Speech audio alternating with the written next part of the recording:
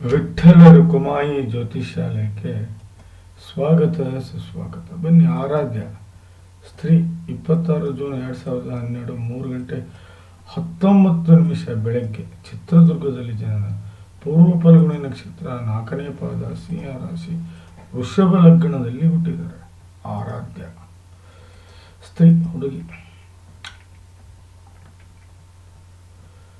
ನೋಡಿ, ಯಾವ ವ್ಯತಿಪಾತ ಯೋಗದಲ್ಲಿ ಹುಟ್ಟಿದ್ದಾರೆ ಇವರು. ಬಹಳ ಕೆಟ್ಟ ಯೋಗ ಇದು. ಜೀವನದಲ್ಲಿ ನೆಮ್ಮದಿ, ಸುಖ, ಐಶ್ವರ್ಯ, ಮಾನ, ಪ್ರತಿಷ್ಠೆ, ಏಳಿಗೆ, family wise, financial wise, health wise, mental wise, ಬಹಳ ಇದರಲ್ಲಿ ಯಾವುದಾದ್ರೂ ಒಂದು ದೊಡ್ಡ ವೀಕ್ನೆಸ್ ಕಂಡು ಬಂದ್ಬಿಡುತ್ತೆ. ದಯವಿಟ್ಟು ಈ ಯೋಗದಲ್ಲಿ ಹುಟ್ಟಿದವರು ಗೋಮುಖ ಪ್ರಸವ ಪೂಜೆ ಮಾಡ್ಕೋಬೇಕು. ಏನು ಮಾಡ್ಕೋಬೇಕು? ಗೋಮುಖ ಪ್ರಸವ ಪೂಜೆ. ಹೌದು, ಗೋಮುಖ ಪ್ರಸವ ಪೂಜೆ ಮಾಡಿಕೊಂಡ್ರೆ 100% ಹೇಳ್ತೀನಿ ನಾನು ನಿಮಗೆ, ಈ ವ್ಯತಿಪಾತ ಯೋಗದ ಕೆಟ್ಟ ಫಲಗಳಿಂದ ತಾವು ನಿವಾರಣೆ ಆಗ್ಬೋದು. ದಯವಿಟ್ಟು ಮಾಡ್ಕೊಳ್ಳಿ. ಆರಾಧ್ಯ ಅವರೇ, ಬನ್ನಿ ನೋಡೋಣ. ಹಾಗಾದರೆ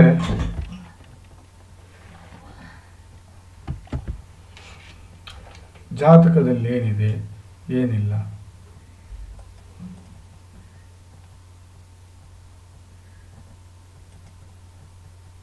ಬನ್ನಿ. ಹಾಗಾದರೆ ಜಾತಕದ ವಿಶ್ಲೇಷಣೆ ಮಾಡೋಣ. 1, ನೀವು ನಿಮ್ಮ ವ್ಯಕ್ತಿತ್ವ. 2, ವ್ಯವಹಾರ. 3, ಪರಾಕ್ರಮ. 4, ನಿಮ್ಮ ತಾಯಿ ಹಾಗೂ ಪ್ರಾಪರ್ಟಿ. 5, ವಿದ್ಯೆ. 6, ಕಷ್ಟಗಳು. 7, ದಾಂಪತ್ಯ. 8, ಶತ್ರು. 9, ಭಾಗ್ಯ. 10, ಕೆಲಸ. 11, ಲಾಭ. 12, ವಿದೇಶಿ ಪ್ರಯಾಣ. ಯಾವುದೇ ಗ್ರಹ ಇಲ್ಲದು 0 to 6 ಆಗಲಿ ಅಥವಾ 24 to 29 ಆಗಲಿ ಇದ್ರೆ ಲಾಭ ಸಿಗಲ್ಲ. 6ರಿಂದ 24 ಇರಬೇಕು.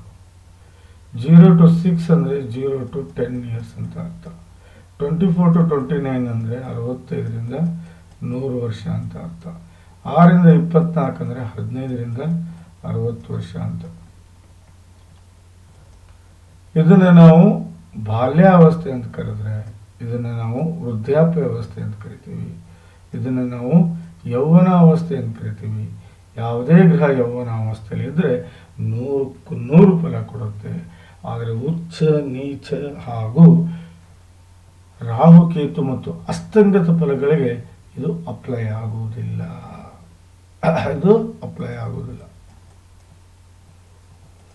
ಬನ್ನಿ. 1, 4, 7, 10 ಕೇಂದ್ರ ಅಂತ ಕರಿತೀವಿ. ನೋಡಿ, 2, 11 ನಾವು 2 ಧನೇಶ, 11 ಲಾಭೇಶ ಅಂತ ಕರಿತೀವಿ. 1, 5, 9 ತ್ರಿಕೋಣ ಅಂತ ಕರೆದ್ರೆ, 6, 8, 12 ಭಾರಿ ಕೆಟ್ಟ ಸ್ಥಾನ ಅಂತ ಕರಿತೀವಿ. 3, 50-50.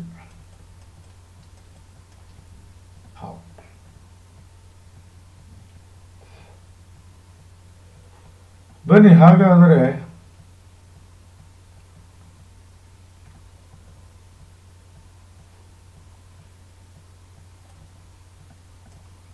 ವೃಷಭ ಲಗ್ನದ ಯೋಗಕಾರಕ ಗ್ರಹ ಯಾವುದು? 1 ಶುಕ್ರ, 2ನೇದು ಶನಿ, 3ನೇದು ಬಂದು ಬುಧ, 4ನೇದು ಬಂದು ಸೂರ್ಯ, ತಾತ್ಕಾಲಿಕ ಮಿತ್ರ ಚಂದ್ರ. ರಾಹುಕೇತು ಮಿತ್ರರಾದರೆ ಅತಿ ದೊಡ್ಡ ವಿರೋಧಿ ಗುರು ಮತ್ತು ಕುಜ.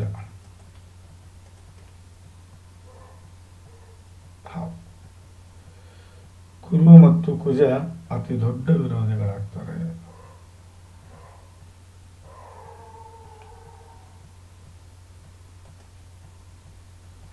ಬನ್ನಿ, ಗ್ರಹಗಳ ಸ್ಥಿತಿಯನ್ನು ನೋಡೋಣ.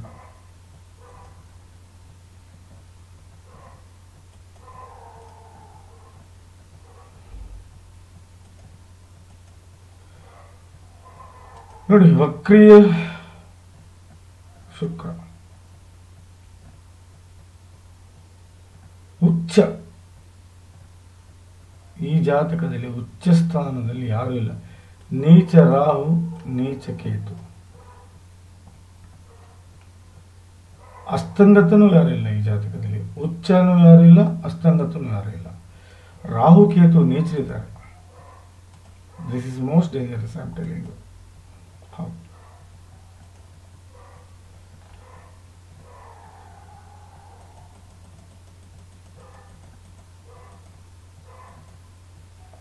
This is most dangerous. Rahu Ketu ನೀಚರಾಗಬಾರ್ದು.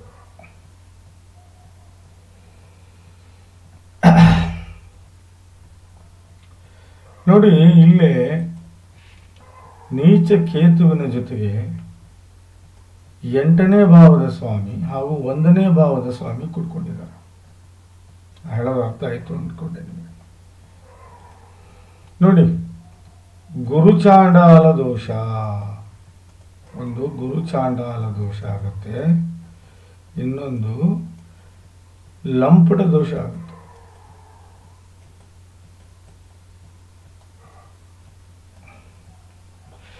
ಗುರುಚಾಂಡಾಲ ದೋಷ ವಿದ್ಯೆಯನ್ನು ಹಾಳು ಮಾಡುತ್ತೆ, ಬುದ್ಧಿಯನ್ನು ಹಾಳು ಮಾಡುತ್ತೆ, ನಡತೆಯನ್ನು ಹಾಳು ಮಾಡುತ್ತೆ, ಕ್ಯಾರೆಕ್ಟರ್ನ ಹಾಳು ಮಾಡುತ್ತೆ.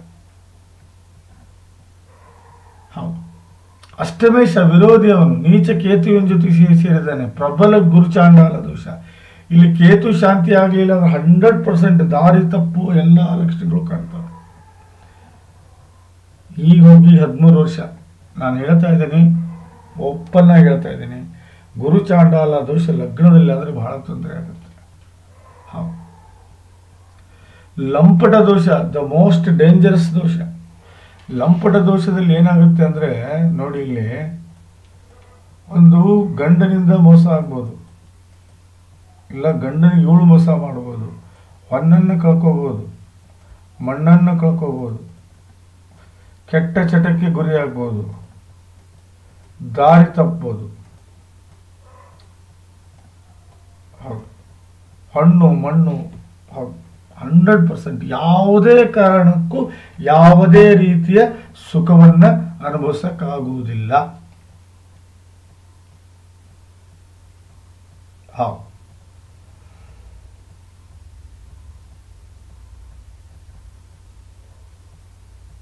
ದಯವಿಟ್ಟು ನಾನು ಹೇಳೋದನ್ನು ಅರ್ಥ ಮಾಡ್ಕೊಳ್ಳಿ.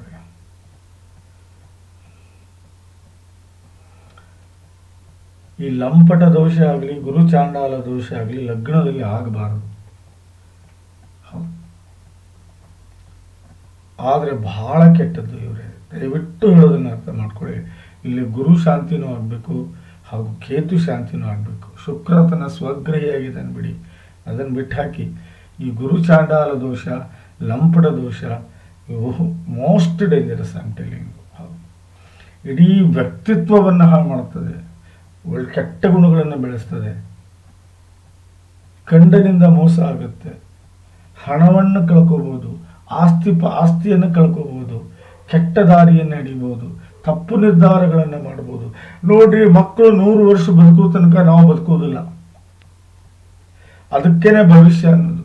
ಮಕ್ಕಳ ಭವಿಷ್ಯವನ್ನು ಚೆನ್ನಾಗಿ ರೂಪಿಸಿ, ಅದು ಏನು ಜಪ ಇದೆಯೋ, ಅದೇನು ಹೋಮ ಇದೆಯೋ, ಅದೇನು ಪೂಜೆ ಇದೆಯೋ ಎಲ್ಲ ಮುಗಿಸಿ.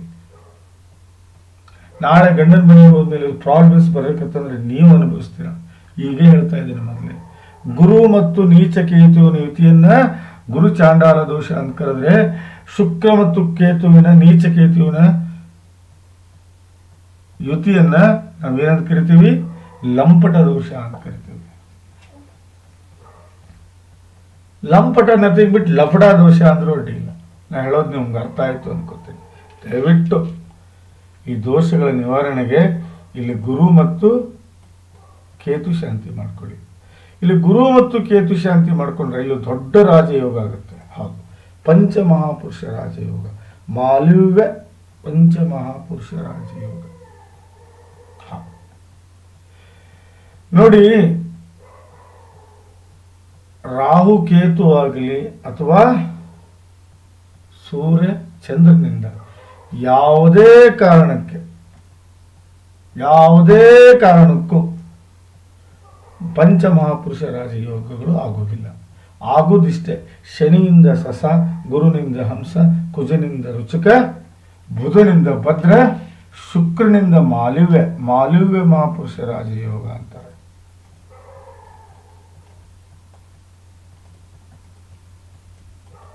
ಭಾರಿ ಇದು ದೊಡ್ಡ ರಾಜಯೋಗ.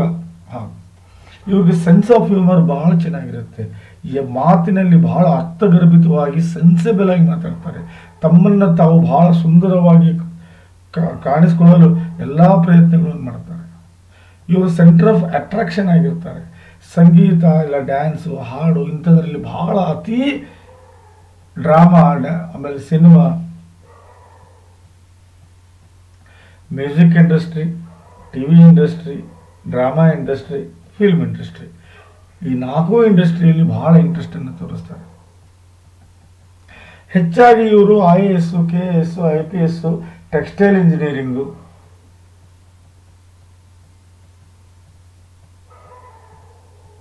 ಸಿವಿಲ್ ಇಂಜಿನಿಯರಿಂಗು, ಆರ್ಕಿಟೆಕ್ಟು ಇಂಥ ಫೀಲ್ಡಲ್ಲಿ ಬಹಳ ಕಾಣಬಹುದು ನೀವು. ಹೆಚ್ಚಾಗಿ ನೀವು ಫಿಲ್ಮ್ ಇಂಡಸ್ಟ್ರಿ, ಟಿವಿ ಇಂಡಸ್ಟ್ರಿ, 100ಕ್ಕೆ 100 ಟಿವಿ ಇಂಡಸ್ಟ್ರಿ, ಫಿಲ್ಮ್ ಇಂಡಸ್ಟ್ರಿಯಲ್ಲಿ ನೀವು ಮಾಲವ್ಯ ಮಹಾಪುರುಷ ರಾಜಯೋಗದವರು ಇದ್ದವ್ರು ನೋಡ್ಬೋದು.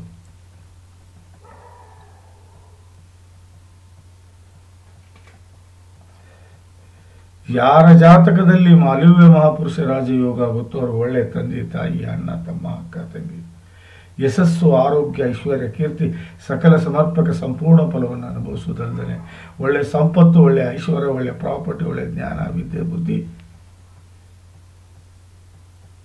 ಒಳ್ಳೆ ದಾಂಪತ್ಯ, ಒಳ್ಳೆ ಗಂಡ ಮಕ್ಕಳು, ಯಶಸ್ಸು, ಕೀರ್ತಿ, ಸಾಧನೆ, ಸಮರ್ಥ ಮಾನಸಿಕ ಹಾಗೂ ದೈಹಿಕ ಶಕ್ತಿ ಹಾಗೂ ಸಾಮಾಜಿಕ ಧಾರ್ಮಿಕ ಮುಖ್ಯ ಕೆಲಸಗಳು.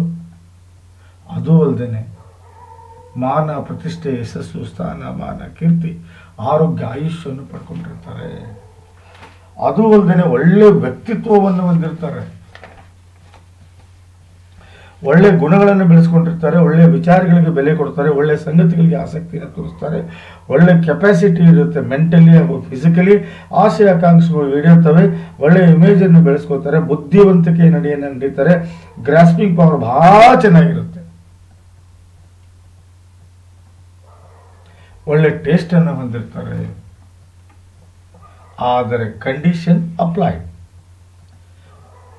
ಅಲ್ಲಿ ಗುರು ಮತ್ತು ಕೇತು ಶಾಂತಿ ಆಗಲಿಲ್ಲ ಅಂದರೆ ಮಾಲವ್ಯ ಮಹಾಪುರುಷ ರಾಜಯೋಗ ಆಕ್ಟಿವೇಟ್ ಆಗುವುದಿಲ್ಲ, ಇಂಪ್ರೂವ್ಮೆಂಟ್ ಕಾಣುವುದಿಲ್ಲ, ಇಂಪಾಸಿಬಲ್. ಮಾಲವ್ಯ ಮಹಾಪುರುಷ ರಾಜಯೋಗ ಯಾವುದೇ ರೀತಿ ಫಲ ಕೊಡೋದಿಲ್ಲ ಅಲ್ಲಿ ಗುರು ಮತ್ತು ಕೇತು ಶಾಂತಿ ಆಗಲಿಲ್ಲ ಅಂದರೆ. ಹೌದು ನೋಡಿ, 2ನೇ ಮನೆಯಲ್ಲಿ 4ನೇ ಭಾವದ ಸ್ವಾಮಿ Surya. This is beautiful.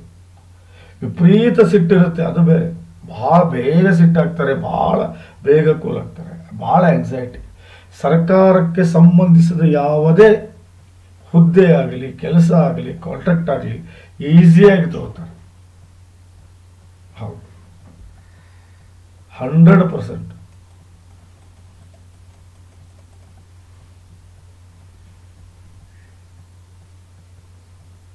So ಇಲ್ಲಿ ಸೂರ್ಯ ನಿಮಗೆ 2 ಮತ್ತು 4ನೇ ಭಾವದ ಫಲವನ್ನು ಕೊಡ್ತಾನೆ. ಹೌದು, ವ್ಯವಹಾರಗಳು ಬಹಳ ಚೆನ್ನಾಗಿ ನಡೀತವೆ. ಒಳ್ಳೆ ಬಿಹೇವಿಯರ್ ಇರುತ್ತೆ. ಒಳ್ಳೆ ಹ್ಯಾಬಿಟ್ಸ್ ಅನ್ನು ಕಲಿತೀರಿ. ಒಳ್ಳೆ ನಡವಳಿಕೆಯಿಂದ ಜೀವನ ಮಾಡ್ತೀರಿ. ದುಡ್ಡಿನ ಒಳಹರಿವು ಹಾಗೂ ಹೊರಹರಿವು ಬಹಳ ಚೆನ್ನಾಗಿ ಬರುತ್ತೆ.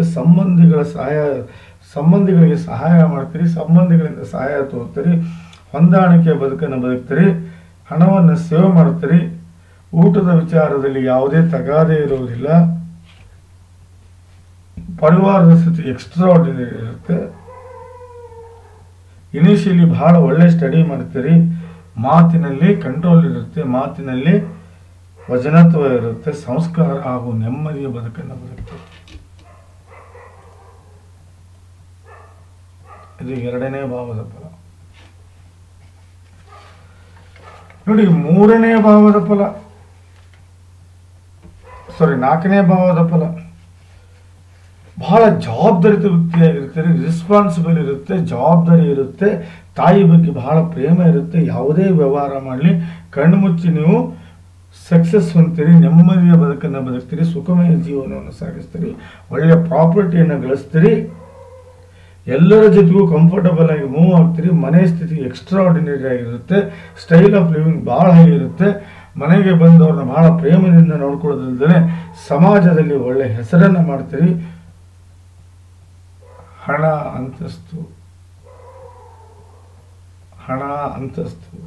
ಹಣ ದುಡ್ಡು ಎಲ್ಲವನ್ನೂ ಗಳಿಸೋದಲ್ದೇ ಮನೆ ಪ್ರಾಪರ್ಟಿ ಎಲ್ಲವನ್ನೂ ಗಳಿಸ್ತೀರಿ.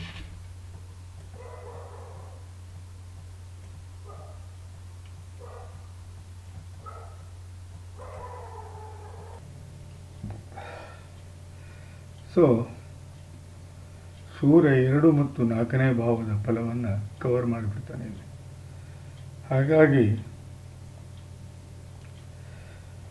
ನೋಡಿ, ಇಲ್ಲಿ ಚಂದ್ರ 4ನೇ ಮನೆಯಲ್ಲಿದ್ದಾನೆ, ತಾತ್ಕಾಲಿಕ ಮಿತ್ರ ವಿರೋಧಿ ಮನೆಯಲ್ಲಿದ್ದಾನೆ. ಹಾಗಂತ 3ನೇ ಭಾವದ ಫಲ ಚೆನ್ನಾಗಿ ಕೊಡ್ತಾನೆ. 4ನೇ ಭಾವದ ಫಲ ಸೂರ್ಯನೂ ಕೊಡ್ತಾನೆ, ಚಂದ್ರನೂ ಕೊಡ್ತಾನೆ. ಬಟ್ 3ನೇ ಭಾವದಲ್ಲಿ ಬುಧ ಇದ್ದಾನೆ. ಯಾರು ಗೊತ್ತ ಅವನು ಬುಧ? ಭಾಳ ಚೆನ್ನಾಗಿದೆ ಇದು. ಬುಧ ಇಲ್ಲಿ ನೋಡಿ, 3ನೇ ಭಾವದಲ್ಲಿದ್ದಾನೆ ನೋಡಿ. ಯಾರಿವನು 2 ಮತ್ತು 5ನೇ ಭಾವದ ಸ್ವಾಮಿ. ಬಟ್ ಇದು ತೊಂದರೆ ಆಗೋದಿಲ್ಲ, ಯಾಕಂದರೆ ಇಲ್ಲಿ ಶನಿ ಬಂದು ಕೂತಿದ್ದಾನೆ, ಇಲ್ಲಿ ಸೂರ್ಯ ಬಂದು ಕೂತಿದ್ದಾನೆ, ಯೋಗಕಾರಕ. 3ರಲ್ಲಿ ಇಲ್ಲಿ ವಸುಮತಿ ಯೋಗ ಜನರೇಟ್ ಆಗುತ್ತೆ.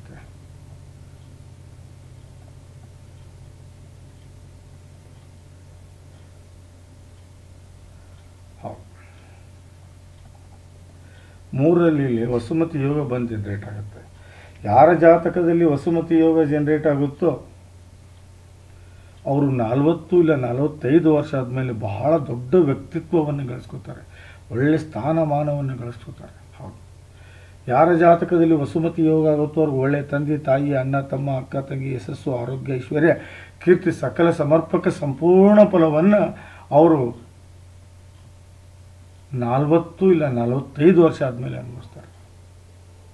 ಇದರಲ್ಲಿ ಯಾವುದೇ ಸಂಶಯ ಇಲ್ಲ. ನೋಡಿ, 3ನೇ ಭಾವದಲ್ಲಿ ಬುಧ ಆಗಲಿ, ಚಂದ್ರ ಆಗಲಿ, ಶುಕ್ರ ಆಗಲಿ, ಗುರು ಆಗಲಿ ಬಂದರೆ ವಸುಮತಿ ಯೋಗ ಜನರೇಟ್ ಆಗುತ್ತೆ. ಅದು ಜನರೇಟ್ ಆಗೋದೇ 40 ಇಲ್ಲ 45 ಆದ್ರ ಮೇಲೆ ಒಳ್ಳೆ ದಾಂಪತ್ಯವನ್ನು ಹೊಂದಿರ್ತಾರೆ, ಒಳ್ಳೆ ಮಕ್ಕಳು ಇರ್ತಾರೆ. ಮಕ್ಕಳಿಂದ ಕೀರ್ತಿ ಹಾಗೂ ಹೆಸರು, ನೆಮ್ಮದಿ, ಯಶಸ್ಸನ್ನು ಗಳಿಸ್ಕೊತಾರೆ. ಸೊ 3ನೇ ಭಾವದ ಫಲವನ್ನು ಚಂದ್ರ ಭಾಳ ಚೆನ್ನಾಗಿ ಕೊಡ್ತಾನೆ. ಹೌದು ನೋಡಿ, ಅಕ್ಕ ತಂಗಿ ಅಣ್ಣ ತಮ್ಮನ ಜೊತೆ ಒಳ್ಳೆ ಸಂಬಂಧವನ್ನು ಹೊಂದಿರ್ತಾರೆ, ಭಾಳ ಧೈರ್ಯಶಾಲಿಯಾಗಿರ್ತಾರೆ. ಆಟಗಳಲ್ಲಿ ಅದು ಭಾಳ ರುಚಿಯನ್ನು ತೋರಿಸ್ತಾರೆ. ಬಾಡಿಯಲ್ಲಿ ಭಾಳ ಸ್ಟ್ರೆಂತ್ ಇರುತ್ತೆ, ಕೆಲಸದ ಕೆಪಾಸಿಟಿ ಎಕ್ಸ್ಟ್ರಾ ಆರ್ಡಿನರಿ ಇರುತ್ತೆ, ಹಾರ್ಡ್ ವರ್ಕರ್ ಆಗಿರ್ತಾರೆ. ಯಾವುದೇ ರೀತಿ ಕಾಂಪಿಟೇಷನ್ ಎಕ್ಸಾಮಲ್ಲಿ ಕಣ್ಣು ಮುಚ್ಚಿ ಪಾಸ್ ಆಗ್ತಾರೆ. ಅದು ಅಲ್ಲದೆ ಬರವಣಿಗೆ ಹಾಗೂ ಸಾಹಿತ್ಯ ಕಲೆಯಲ್ಲಿ ತಮ್ಮನ್ನು ತಾವು ತೊಡಗಿಸ್ಕೊಳ್ದಲ್ದೇ ಡ್ರಾಮಾ, ಡ್ಯಾನ್ಸು, ಸಂಗೀತದಲ್ಲಿ ಸಂಪೂರ್ಣವಾಗಿ ತೊಡಗಿಸ್ಕೊಳ್ತಾರೆ. ಅದು ಅಲ್ಲದೆ ಒಳ್ಳೆ ಟ್ಯಾಲೆಂಟ್ ಇರುತ್ತೆ, ಒಳ್ಳೆ ಕಮ್ಯುನಿಕೇಷನ್ ಇರುತ್ತೆ, ಒಳ್ಳೆ ಕಲೆ ಇರುತ್ತೆ, ಭಾಳ ಪ್ರಯತ್ನಶೀಲರಾಗಿರ್ತಾರೆ. ಒಂದು ವಸ್ತುವಿನ ಹಿಂದೆ ಬೆನ್ನು ಹತ್ತಿದರೆ 100ಕ್ಕೂ 100 ಅವರು ಸಾಧನೆ ಮಾಡ್ತಾರೆ. ಬಿಡೋದಿಲ್ಲ, ಬೆನ್ನು ಹತ್ತಿ ಅದನ್ನು ಮುಗಿಸ್ತಾರೆ. ಕೋರ್ಟು ಕಚೇರಿಯಲ್ಲಿ ಗೆಲುವು ಇವ್ರದೇ ಆಗಿರುತ್ತೆ. ತಿರುಗಾಟದಲ್ಲಿ ಒಳ್ಳೆ ಲಾಭವನ್ನು ಅನುಭವಿಸ್ತಾರೆ. ನೋಡಿ, ಇಲ್ಲಿ ಪರಿವರ್ತನಾ ರಾಜಯೋಗ ಆಗಿದೆ. ಸೂರ್ಯನ ಮನೆಯಲ್ಲಿ ಚಂದ್ರ, ಚಂದ್ರನ ಮನೆಯಲ್ಲಿ ಸೂರ್ಯ. ಸಾರಿ ಪರಿವರ್ತನಾ ರಾಜಯೋಗ ಆಗಿಲ್ಲ. ಇಲ್ಲಿ ಇದು ಬುಧನ ಮನೆ, ಇದು ಚಂದ್ರನ ಮನೆ, ಸೂರ್ಯನ ಮನೆ. ಕರೆಕ್ಟಾ? ಸೂರ್ಯನ ಮನೆಯಲ್ಲಿ ಚಂದ್ರ ಬಂದು ಕೂತಿದ್ದಾನೆ, ಬುಧನ ಮನೆಯಲ್ಲಿ ಬುಧ ಬಂದು ಕೂತಿದ್ದಾನೆ ಚಂದ್ರನ ಮನೆಯಲ್ಲಿ.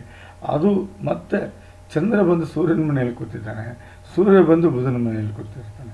ಪರಿವರ್ತನಾ ರಾಜಯೋಗ ಆಗೋದಿಲ್ಲ. ಬಟ್ ಇಲ್ಲಿ ಒಂದು ದೊಡ್ಡ ದೋಷ ಆಗಿದೆ. ಇದನ್ನು ನೀವು ಭಾಳ ಸೀರಿಯಸ್ ಆಗಿ ತಗೋಬೇಕು. ಹೌದು, 5ನೇ ಮನೆಯಲ್ಲಿ ಅಸ್ಥಿಭಂಗ ದೋಷ ಆಗಿದೆ. ಇದನ್ನು ಅಸ್ಥಿಭಂಗ ದೋಷ ಅಂತ ಭಾಳ ಕೆಟ್ಟ ದೋಷ ರೀ. ನಿಮ್ಗೆ ಎಷ್ಟೇ ಟ್ಯಾಲೆಂಟ್ ಇರಲಿ, ಎಷ್ಟೇ ದುಡ್ಡು ಇರಲಿ, ಎಷ್ಟೇ ಸಂಪತ್ತಿರಲಿ, ಎಷ್ಟೇ ಐಶ್ವರ್ಯ ಇರಲಿ, ನೆಮ್ಮದಿಯನ್ನು ಕೊಡಲಾರದಂತಹ ದೋಷವೇ ಅಸ್ಥಿಭಂಗ ದೋಷ. ಸಾಧ್ಯನೇ ಇಲ್ಲ ನೆಮ್ಮದಿ ಕೊಡೋಕ್ಕಿದು. ಕುಜ ಮತ್ತು ಶನಿ ಯುತಿಯನ್ನು ನಾವು ಅಸ್ಥಿಭಂಗ ದೋಷ ಅಂತ ಕರಿತೀವಿ. ಬಹಳ ಕೆಟ್ಟ ದೋಷ. ಹೌದು. ಏನಾಗುತ್ತೆ, ನಿಮ್ಮ ತಂದೆ ಹಾಗೂ ತಾಯಿಯರ ಹಿಂದಿನ 7 ಜನ್ಮದ ಪೂರ್ವಜರು, ನಿಮ್ಮ ತಂದೆಯ ಹಿಂದಿನ 7 ಜನ್ಮದ ಪೂರ್ವಜರು, ಇಲ್ಲ ನಿಮ್ಮ ತಾಯಿಯ ಹಿಂದಿನ 7 ಜನ್ಮ ಪೂರ್ವಜರು ಆಕಸ್ಮಿಕ ಸಾವನ್ನಪ್ಪಿರ್ತಾರೆ. ಸಾವಿನಕ್ಕಿಂತ ಮುಂಚೆ ದುರ್ಮರಣವನ್ನು ಹೊಂದಿರ್ತಾರೆ. ಅವ್ರಿಗೆ ಶಾಂತಿ ಸಿಕ್ಕಿರುವುದಿಲ್ಲ. ಅವ್ರಿಗೆ ಶಾಂತಿ ಸಿಕ್ಕಿರುವುದಿಲ್ಲ. ಹಾಗಾಗಿ ಅವ್ರು ಏನು ಮಾಡ್ತಾರೆ, ಪೂರ್ವಜರ ಕಾಟ ಅಂತಾರೆ. ಈ ಅಸ್ಥಿಭಂಗ ತ್ರಿಪಿಂಡ ನಾರಾಯಣ ಬಲಿ ಇದನ್ನು ಕೊಡೋದ್ರಿಂದ 100ಕ್ಕೆ 100 ಹೇಳ್ತೀನಿ, ಆ ಪೂರ್ವಜರೇನು ದುರ್ಮರಣ ಹೊಂದಿರ್ತಾರೋ ಅವರು ಮುಕ್ತಿ ಹೊಂದಿ ಅವರ ಕಾಡಾಟ ಆಗಲಿ ನಿಮ್ಮ ನೆಮ್ಮದಿಯಾಗಲಿ ಕಸ್ಕೊಳ್ಳೋದಿಲ್ಲ. ಆವಾಗಿದು ಸರಿ ಹೋಗುತ್ತೆ. ದಯವಿಟ್ಟು ಈ ಅಸ್ಥಿಭಂಗಕ್ಕೆ ತಾವು ತ್ರಿಪಿಂಡ ನಾರಾಯಣ ಬಲಿ ಕೊಡಬೇಕು.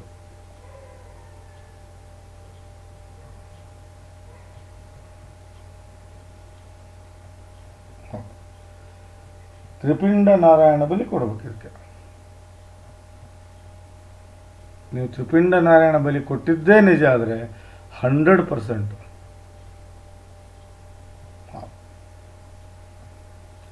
ಈ ಅಸ್ಥಿಭಂಗ ದೋಷ ನಿವಾರಣೆ ಆಗುತ್ತೆ. ಬನ್ನಿ, ಇಲ್ಲೇ ಪ್ಲಸ್ ಕುಜಶಾಂತಿನೂ ಆಗಬೇಕು. ಹೌದು, ಕುಜಶಾಂತಿನೂ ಆಗಬೇಕು. 5ನೇ ಮನೆಯಲ್ಲಿ ವಿಪರೀತ ಹಠವಾದ ಇರ್ತೀರಿ, ವಿಪರೀತ ಜಿಪುಂಡ್ರು ಇರ್ತೀರಿ ನೀವು. ನೋಡಿ, ಇವನು ಹೆಂಗೆ ಅಂದರೆ 5, 9 ಮತ್ತು 10ನೇ ಭಾವದ ಸ್ವಾಮಿ ಶನಿ 5ನೇ ಮನೆಯಲ್ಲಿ ಬಂದು ಕೂತಿದ್ದಾನೆ. 5, 9, 10 3 ಭಾವದ ಫಲವನ್ನು ಕೊಡ್ತಾನೆ. ಇಲ್ಲಿ 5ನೇ ಭಾವದ ಫಲ ಏನು? 5ನೇ ಭಾವದ ಫಲ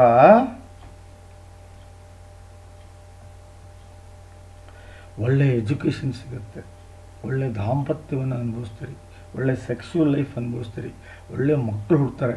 ಮಕ್ಕಳು ಸುಸಂಸ್ಕೃತರು, ಬುದ್ಧಿವಂತರು, ಪ್ರಜ್ಞಾವಂತರು, ಸನಾತನಿಗಳಾಗಿರ್ತಾರೆ. ಒಳ್ಳೆ ಟ್ಯಾಲೆಂಟ್ ಇರುತ್ತೆ, ಒಳ್ಳೆ ಪಾಪ್ಯುಲಾರಿಟಿ ಇರುತ್ತೆ, ಪ್ರೀತಿ ಪ್ರೇಮದಲ್ಲಿ ಯಾವತ್ತೂ ಮೋಸ ಹೋಗೋದಿಲ್ಲ, ಒಳ್ಳೆ ಧೈರ್ಯಶಾಲಿಗಳಿರ್ತಾರೆ, ಮುನ್ನುಗ್ಗುವ ಬುದ್ಧಿ ಇರುತ್ತೆ, ಸುಖ ಶಾಂತಿಯಿಂದ ಬದುಕ್ತೀರಿ, ಕಷ್ಟಗಳನ್ನು ದೂರಿಡ್ತೀರಿ, ಸಾಧನೆಗೆ ದಾರಿ ಮಾಡ್ಕೋತೀರಿ, ಒಳ್ಳೆ ಗುಣಗಳನ್ನು ಬೆಳೆಸ್ಕೋತೀರಿ, ಒಳ್ಳೆ ಪಬ್ಲಿಕ್ ಇಮೇಜನ್ನು ಬೆಳೆಸ್ಕೋತೀರಿ. ಇದು 5ನೇ ಭಾವದ ಫಲ. ಅದೇ ರೀತಿ 9ನೇ ಭಾವದ ಫಲವನ್ನು ಅನುಭವಿಸ್ತೀರಿ. 9 ಫ್ಯೂಚರ್ ರೀ, ಜೀವನ, ಗ್ರೋತ್, ಬೆಳವಣಿಗೆಗೆ 9 ಅಂತ ಕರೆಯೋದು ನಾವು. ಗುರುವಿನ ಆಶೀರ್ವಾದ ಸದಾ ನಿಮ್ಮ ಜೊತೆಗಿರುತ್ತೆ.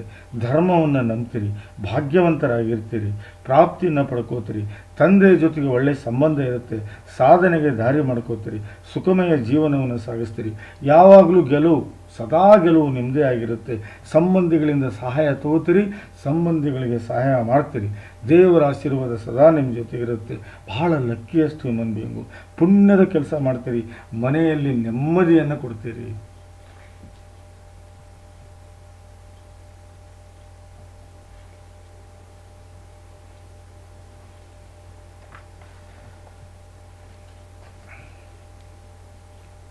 ನೀವು ಮಾಡುವ ಕೆಲಸ ನಿಮಗೆ ಇಷ್ಟ ಆಗಿರುತ್ತೆ, ಅದರ ವಿಧಾನ ಇಷ್ಟ ಆಗಿರುತ್ತೆ, ಕೆಲಸದಲ್ಲಿ ಗೆಲುವು ಕಾಣ್ತೀರಿ, ಕೆಲಸದಲ್ಲಿ ಗಳಿಕೆ ಕಾಣ್ತೀರಿ, ತಂದೆ ಜೊತೆಗೆ ಒಳ್ಳೆಯ ಸಂಬಂಧವನ್ನು ಹೊಂದಿರ್ತೀರಿ. ಮಾನ, ಪ್ರತಿಷ್ಠೆ, ಸಂಪತ್ತು, ಐಶ್ವರ್ಯ, ಕೀರ್ತಿ, ಸಾಧನೆ, ಯಶಸ್ಸು, ಆರೋಗ್ಯ ಎಲ್ಲವನ್ನೂ ಪಡ್ಕೊಂಡು ಜೀವನದಲ್ಲಿ ಎತ್ತರಕ್ಕೆ ಹೋಗ್ತೀರಿ. ಇದು 10ನೇ ಭಾವದ ಫಲ.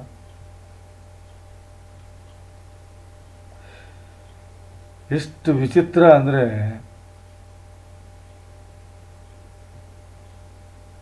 ಶನಿ 28 ಡಿಗ್ರಿ ಅದನ್ನು ದಯವಿಟ್ಟು ತಾವು 7 ಕ್ಯಾರೆಟ್ ನೀಲವನ್ನು ಧರಿಸ್ಕೊಳ್ಳಿ.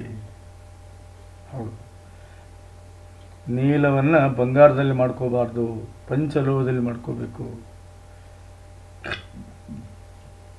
ದಯವಿಟ್ಟು ನನ್ನ ಮಾತನ್ನು ಮೀರಬೇಡಿ.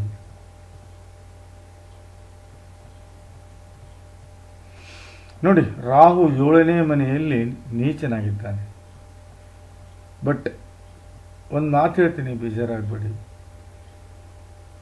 ಈ ಜಾತಕ ಭಾಳ ಚೆನ್ನಾಗಿದೆ. You can become a doctor or medical line or medicine or chemist or chemical engineering, anything. The successful human 100% successful ಆಗ್ತೀರಾ.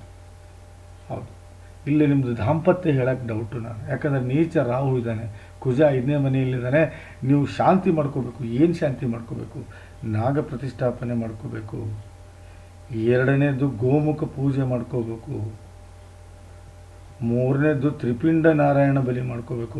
ತ್ರಿಪಿಂಡ ನಾರಾಯಣ ಬಲಿ ನೀವು ಮಾಡೋಕ್ಕೆ ಬರಲ್ಲ, ನಿಮ್ಮ ತಂದೆ ಕಡೆಯಿಂದ ಮಾಡಿಸ್ಬೇಕು. ಅದಾದಮೇಲೆ ನೋಡಿ, ಅದಾದಮೇಲೆ ಗುರು ಮತ್ತು ಕುಜ ಶಾಂತಿ ಮಾಡ್ಕೊಳ್ಳಿ. ಇಷ್ಟು ಮಾಡಿಕೊಂಡ್ರೆ ಭಾಳ ಸಕ್ಸಸ್ಫುಲ್ ಆಗ್ತೀರ ಜೀವನದಲ್ಲಿ, ಭಾಳ ಎತ್ತರ ಮಟ್ಟಕ್ಕೆ ಬೆಳೀತೀರ. ಇದರಲ್ಲಿ ಯಾವುದೇ ಸಂಶಯ ಇಲ್ಲ. ನೋಡಿ, ಶನಿ ಇಲ್ಲಿ 3ನೇ ಮನೆಯಲ್ಲಿದ್ದಾನೆ. ನೋಡಿ ಇಲ್ಲಿ 5ನೇ ಮನೆಯಲ್ಲಿದ್ದಾನೆ. ಸೀದಾ ರಾಹು ನೋಡ್ತಾನೆ. ಅದಾದಮೇಲೆ ನಿಮ್ಮ 11ನೇ ಭಾವ ನೋಡ್ತಾನೆ. ಅದಾದಮೇಲೆ ಸೀದಾ ನಿಮ್ಮ 2ನೇ ಭಾವ ನೋಡ್ತಾನೆ. 2ರಲ್ಲಿ ಒಳ್ಳೆಯ ವ್ಯವಹಾರ, 5ರಲ್ಲಿ ಒಳ್ಳೆಯ ದಾಂಪತ್ಯ, ಒಳ್ಳೆಯ ಜೀವನ, 7ರಲ್ಲಿ ಒಳ್ಳೆಯ ದಾಂಪತ್ಯ, 11ರಲ್ಲಿ ಲಾಭ. ಇಲ್ಲಿ ಬೇಕಾಗಿರೋದು ಮೇನ್ ಇಂಪಾರ್ಟೆಂಟ್ ಅರ್ಥ ಮಾಡ್ಕೊಳ್ಳಿ ನಾನು ಹೇಳೋದನ್ನು. ಇಲ್ಲಿ ಗುರು ಶಾಂತಿ ಆಗಬೇಕು, ಕೇತು ಶಾಂತಿ ಆಗಬೇಕು, ರಾಹು ಶಾಂತಿ ಆಗಬೇಕು, ಕುಜ ಶಾಂತಿ ಆಗಬೇಕು. ಹೌದಾ? ಮನೆಯನ್ನು ನೋಡ್ಕೊತ ಹೋದರೆ 1ನೇ ಭಾವ ಓಕೆ, 2ನೇ ಭಾವ ಓಕೆ, 3ನೇ ಭಾವ ಓಕೆ, 4ನೇ ಭಾವ ಓಕೆ, 5ನೇ ಭಾವ ಓಕೆ, 7ನೇ ನೋಡಿ 7ನೇ ಭಾವ ಇಲ್ಲ, 6ನೇ ಭಾವನೂ ಓಕೆ, ನೋ ಪ್ರಾಬ್ಲಮ್. 8ನೇ ಭಾವ ಓಕೆ, ಇಲ್ಲ ಸಾರಿ 9ನೇ ಭಾವ ಓಕೆ, 10ನೇ ಭಾವ ಓಕೆ, 11ನೇ ಭಾವ ಓಕೆ. ನೋಡಿ, ನಾನು ಹೇಳೋದು ಇಷ್ಟೇ ನಿಮಗೆ. ಈ 4 ಭಾವಗಳು ನೀವು ಶಾಂತಿ ಮಾಡ್ಕೋಬೇಕಂದ್ರೆ ನಾನು ಓಪನ್ ಹೇಳೋದು ಗುರು ಶಾಂತಿ, ಕೇತು ಶಾಂತಿ, ಕುಜ ಶಾಂತಿ, ರಾಹು ಶಾಂತಿ ಮಾಡ್ಕೊಳ್ಳಿ, ಭಾಳ ಒಳ್ಳೆಯದಾಗತ್ತೆ ಅಂತ ಹೇಳ್ತಾ ಜಾತಕದ ಮುಂದಿನ ಭಾಗಕ್ಕೆ ಹೋಗ್ತಾ ಇದ್ದೀನಿ.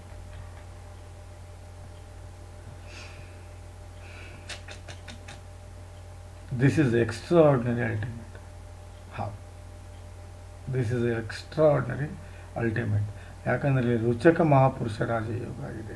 ಹಾಗಾಗಿ ಒಳ್ಳೆಯ ದಾಂಪತ್ಯವನ್ನು ಅನುಭವಿಸ್ತೀರಿ, ಅದರಲ್ಲಿ ಯಾವುದೇ ಸಂಶಯ ಬೇಡ. ಶುಕ್ರ 5ನೇ ಮನೆಯಲ್ಲಿ ಇದ್ದಾನೆ, ಅದಕ್ಕೂ ಯಾವುದೇ ಚಿಂತೆ ಬೇಡ. ಬನ್ನಿ, ಎಜುಕೇಷನ್ ನೋಡ್ಬೇಕು. ಚಿಕ್ಕವರಿದ್ದೀರ ನೀವು,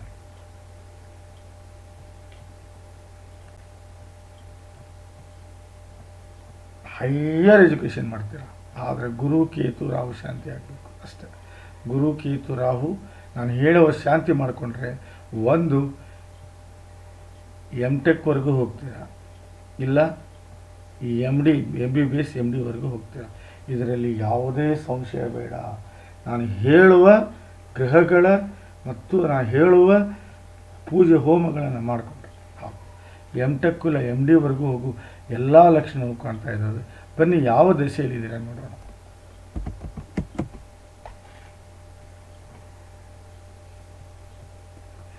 ಚಂದ್ರ ದಶೆಯಲ್ಲಿದ್ದೀರಾ, ನೋ ಪ್ರಾಬ್ಲಮ್. ನೋಡಿ, 1ನೇದು ಸರಿಯಾಗಿ ಕೇಳ್ಕೊಳ್ಳಿ. 1ನೇದು ಗೋಮುಖ ಪೂಜೆ ಮೊದಲಾಗಬೇಕು. 2ನೇದು ನಿಮ್ಮ ತಂದೆಯವ್ರ ಕಡೆಯಿಂದ ತ್ರಿಪಿಂಡ ಆಗಬೇಕು. 3ನೇದು ನಾಗ ಪ್ರತಿಷ್ಠಾಪನೆ ಆಗಬೇಕು. 4ನೇದು ಕುಜ ಗುರು ಶಾಂತಿ ಆಗಬೇಕು. 5ನೇದು 7 ಕ್ಯಾರೆಟ್ ನೀಲ ಹಾಕಬೇಕು.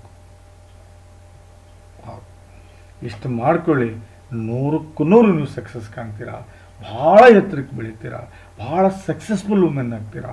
ಸಾಮಾಜಿಕ ಹಾಗೂ ಧಾರ್ಮಿಕ ಕಳಕಳಿ ಉಳ್ಳಂಥ ಹೆಣ್ಣುಮಗಳಾಗಿ ನೀವು ಸಮಾಜಕ್ಕೆ ಕೊಡುಗೆ ಆಗ್ತೀರಾ. ಇದರಲ್ಲಿ ಯಾವುದೇ ಸಂಶಯ ಇಲ್ಲ ಅಂತ ಹೇಳ್ತಾ ಈ ಜಾತಕದ ವಿಶ್ಲೇಷಣೆ ಮುಗಿಸ್ತಾ ಇದ್ದೀನಿ. ನಮಸ್ಕಾರ.